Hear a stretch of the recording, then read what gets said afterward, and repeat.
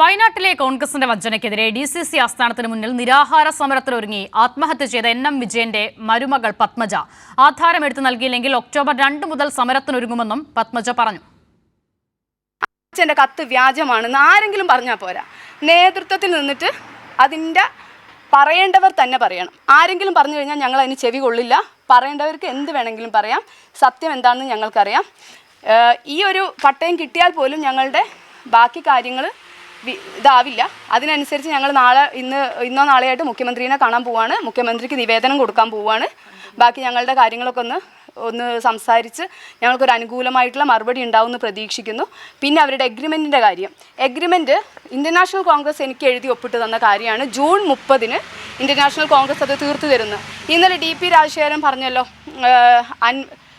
സിദ്ദീഖും അനിൽകുമാറും പറഞ്ഞതനുസരിച്ച് ഇപ്പം ഒരു നീക്കുമോക്കുമില്ല.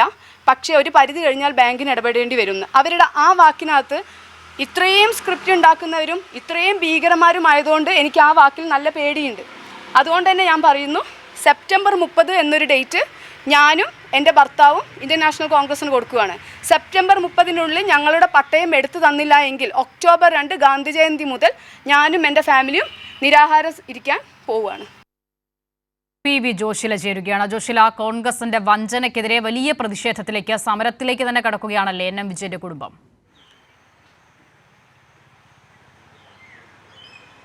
അസിത, തീർച്ചയായും വലിയൊരു എതിർപ്പ് അല്ലെങ്കിൽ വലിയൊരു പ്രതിഷേധ സമരത്തിലേക്ക് പോവുകയാണ് NM വിജയന്റെ കുടുംബം. പത്മജ ഇന്ന് മാധ്യമങ്ങളെ കണ്ട് പറഞ്ഞത് കൃത്യമായും ഒരു സമരത്തിലേക്ക് പോകും എന്നുള്ളത് തന്നെയാണ്. മുഖ്യമന്ത്രിക്ക് നിവേദനം നൽകും. ഈ തൻ്റെ കടബാധ്യതയുമായി ബന്ധപ്പെട്ട് അർബൻ ബാങ്കിലെ ആധാരത്തെക്കുറിച്ച്, അതുപോലെ തന്നെ അർബൻ ബാങ്ക് ഉടമകൾ ഭാരവാഹികൾ തങ്ങളോട് കാണിക്കുന്ന വലിയ പ്രശ്നങ്ങളെക്കുറിച്ച് ഒക്കെ തന്നെ ഇന്നലെ അർബൻ ബാങ്ക് ഭാരവാഹികൾ നടത്തിയ വാർത്താ സമ്മേളനത്തിൽ ഒരു ഭീഷണി സ്വരമുണ്ടായിരുന്നു. അത് കൃത്യമായും ഒരു അജണ്ടയുടെ ഭാഗമായി ഉണ്ടായ ഭീഷണി സ്വരമാണെന്ന് എന്ന് വ്യക്തമാണ്.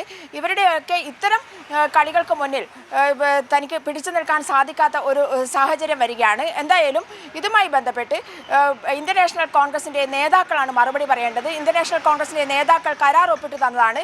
ജൂൺ 30 ആധാരം എടുത്തു തരാമെന്നും അതുപോലെ തന്നെ മറ്റ് കടബാധ്യതകളെല്ലാം തീർക്കുമെന്നുമുള്ളത് ഇന്ത്യൻ നാഷണൽ കോൺഗ്രസിൻ്റെ നേതാക്കളാണ് എഴുതി ഒപ്പിട്ട് തന്നത്. അത് അവർ പാലിച്ചില്ല. എന്തായാലും സെപ്റ്റംബർ 30 വരെ അവർക്ക് ഒരു അവധി കൊടുക്കുകയാണ്. അതിനുശേഷം ഇത് പാലിച്ചില്ലെങ്കിൽ, എൻ്റെ കടബാധ്യതയൊക്കെ തന്നെ തീർത്തു തന്നില്ലെങ്കിൽ DCC ഓഫീസിന് മുന്നിൽ ഇത്തരത്തിൽ നിരാഹാര സത്യാഗ്രഹം ആരംഭിക്കും എന്നുള്ളത് തന്നെയാണ് പത്മജ ഇന്ന് മാധ്യമങ്ങളോട് പറഞ്ഞത്. മാത്രമല്ല, തനിക്കെതിരെ കള്ളപ്രചാരണങ്ങളാണ് വിടുന്നത്. ഇത്തരം കള്ളപ്രചാരണങ്ങളെ ചെറുത്തു തോൽപ്പിക്കുകയല്ലാതെ വേറെ മാർഗമില്ല. അതുകൊണ്ട് തന്നെയാണ് തനിക്ക് പറയാനുള്ളത്. 2007 ജൻ ഔഷധി എന്ന സ്ഥാപനം ആരംഭിച്ചോ എന്ന് പോലും തനിക്കറിയില്ല. 2017 ശേഷമാണ് ജൻ ഔഷധി ആരംഭിക്കുന്നത്. തനിക്ക് വ്യവസായം തുടങ്ങാൻ അല്ലെങ്കിൽ ബിസിനസ് തുടങ്ങാൻ കോൺഗ്രസ് നേതാക്കൾ പണം തന്നു എന്നാണ് പ്രചരിപ്പിക്കുന്നത്. അതൊക്കെ തന്നെ പച്ചക്കള്ളമാണ്. ഇതുമായി ബന്ധപ്പെട്ട് മുഖ്യമന്ത്രിക്ക് നിവേദനം നാളെ തന്നെ നൽകും എന്നാണ് പത്മജ അറിയിച്ചിട്ടുള്ളത്. ശരി, PV ജോഷിലെയാണ് വിവരങ്ങൾ നൽകിയത്.